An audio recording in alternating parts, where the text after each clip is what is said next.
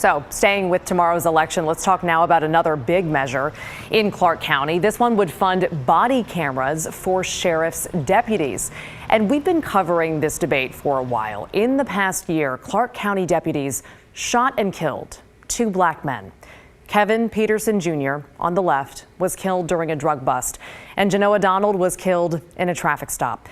Both shootings were ruled justified by prosecutors, but they still prompted calls for body cameras, including from the county prosecuting attorney and from the sheriff himself. Now, last April, Clark County councilors signed off on a plan to put 150 body cameras on deputies as well as on the dashboards of their patrol cars. But the only issue was figuring out how to pay for it. So that's where this ballot measure comes in.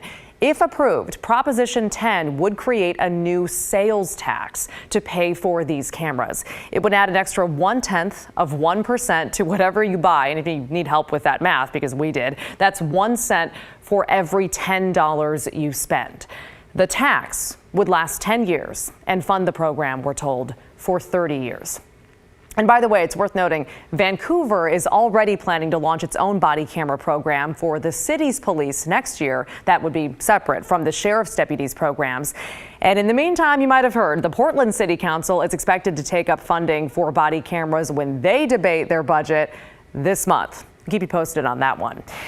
That's still tonight, staying with this one. Let's take a look at some ballot measures here in Oregon. First up, another Greater Idaho vote, this time in Harney County. You probably remember a group called Move Oregon's Border has been trying to do exactly that, move Oregon's border to form a new state called Greater Idaho. And this is what the proposed map would look like. This is their proposal. So far, 7 Oregon counties have voted in favor of their county commissioners, basically discussing possibly voting on the idea. Tomorrow, Harney County will decide whether to join in and follow suit.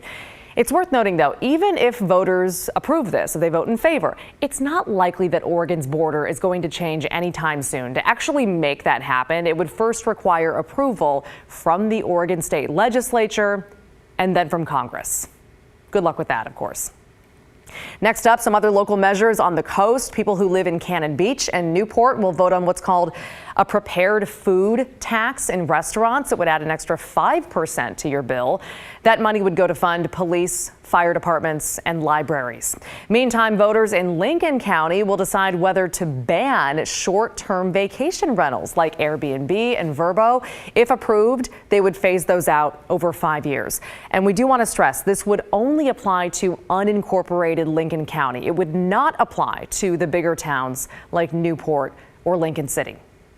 Remember, you have to get your ballot in by 8 p.m. tomorrow night. It is too late to mail it in Oregon. It's too late for that. So you'll need to take it to an official drop box if you haven't already. Starting next year, it's worth noting, ballots postmarked on Election Day will count, which is already the way it is in Washington.